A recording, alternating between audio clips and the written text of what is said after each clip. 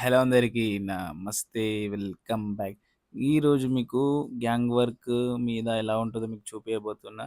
ఈ వ్లాగ్ మొత్తం పూర్తిగా చూడుర్రి. సో, దగ్గర దగ్గర ఆల్మోస్ట్ 4 డివిజన్‌ల లేబర్స్ అంటే మా కార్మికులందరూ ఇక్కడ ఉన్నారు. ఒక్క డివిజన్ నుంచి ఇద్దరు కార్మికులు. ఒక మహిళా కార్మికురాలు, ఒక మగ కార్మికుడు. సో, ఇక్కడ ఏందంటే మెయిన్ రోడ్ అనేది నీట్‌గా, క్లీన్‌గా ఊడవాలే అని చెప్పడం జరిగింది మా అధికారులు. సో, ఇక్కడ ఎందుకు పర్లబట్టి ఎక్కుతుర్రంటే ఈడ మట్టి పడి ఆహ్, వాహనాలనేటివి వెళ్ళి ఆ మట్టి అంతా గట్టి పడిపోయింది. సో, ఆ గట్టి పడిపోయిన మట్టి అంతా మేము చెక్కేస్తే, మా కార్మికుల సోదరీమణులు, అక్కలు, చెల్లెలు ఏం చేస్తారంటే ఊడ్చేస్తారన్నట్టు.